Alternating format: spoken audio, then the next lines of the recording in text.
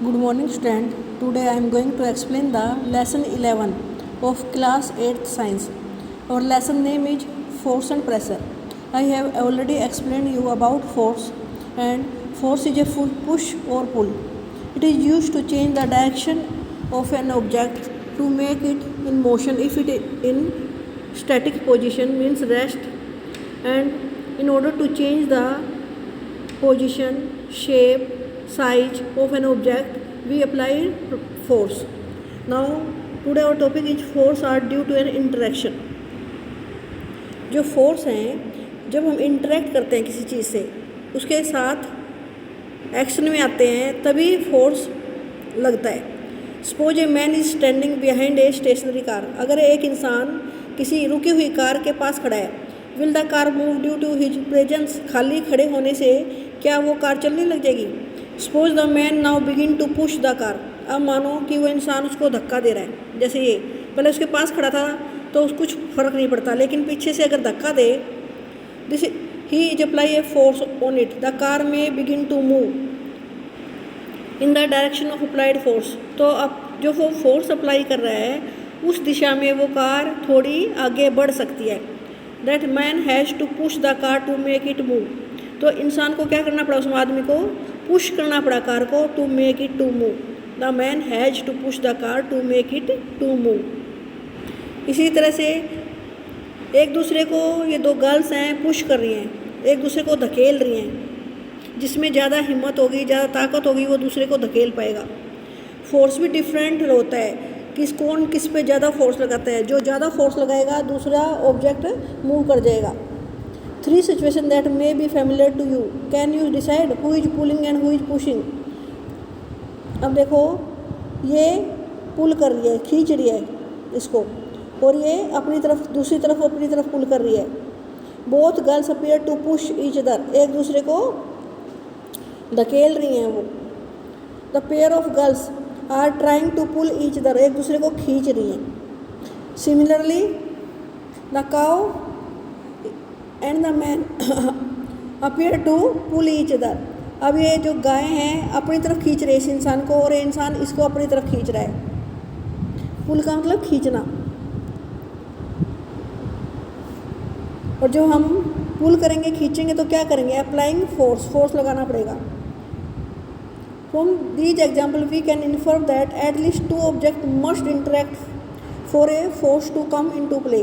तो 2 ऑब्जेक्ट्स को आपस में इंटरेक्ट करना पड़ेगा, तभी हम फोर्स लगा सकते हैं। दस N interaction of one object with another object result in a force between 2 object. तो जब 2 चीज़ें एक दूसरे के साथ इंटरेक्ट करती है, तो वो एक दूसरे के ऊपर क्या करेंगी? फोर्स लगा सकती हैं।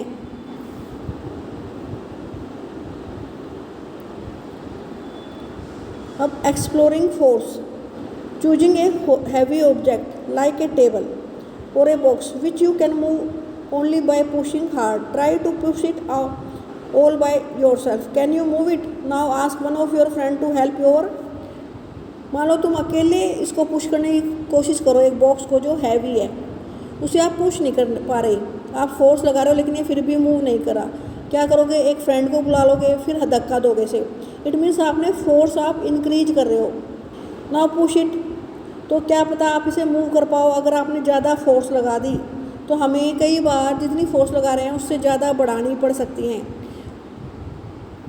अब यहाँ क्या करें? 2 बच्चे अलग अलग डायरेक्शन में फोर्स लगा रहे हैं, एक बच्चा इस साइड, दूसरा इस साइड, तो ये बॉक्स मूव नहीं करेगा। दोनों जब एक ही दिशा में फोर्स लगाएंगे तो इसके चांसेज हैं मूव होने के। Have you ever seen A game of tug of वार? आपने टग ऑफ वार देखा होगा। टग ऑफ वार क्या होता है? रस्सी खींचना होता है। कुछ जो प्लेयर हैं एक साइड से रस्सी खींचते हैं, कुछ दूसरी साइड से।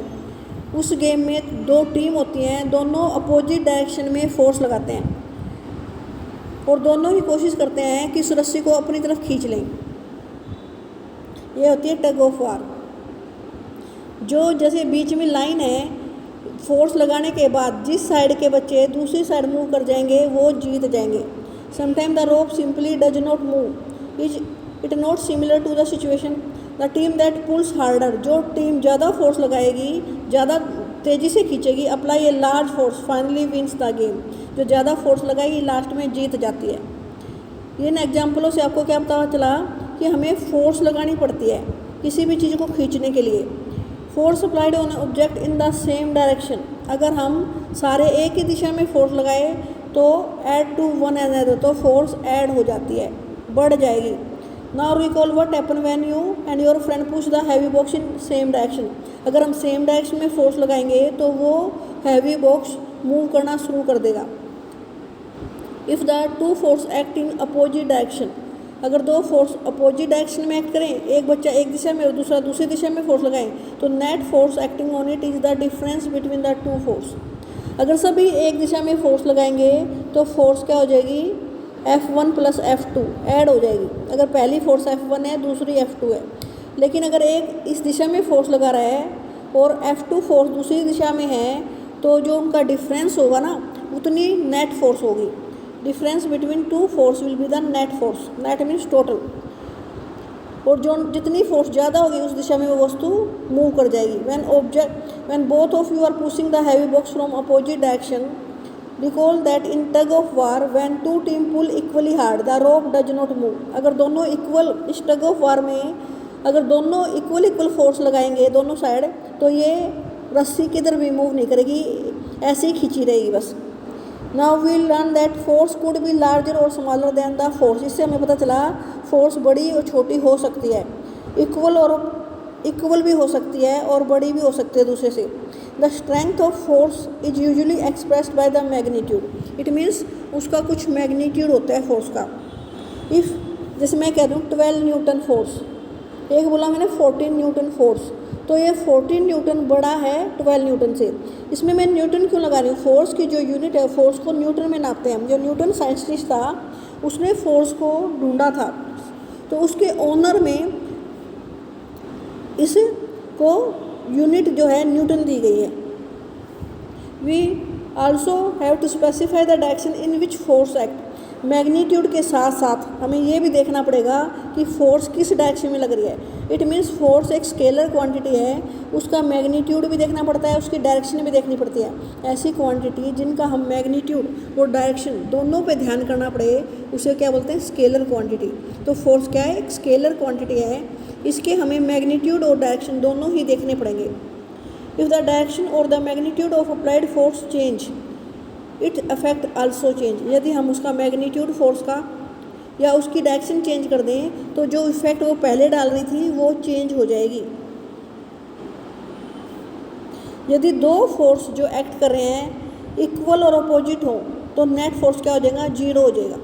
ये बिल्कुल ठीक कह रही है वो जो पहली पूछ रही है, अगर two force are equal and opposite then net force will be 0।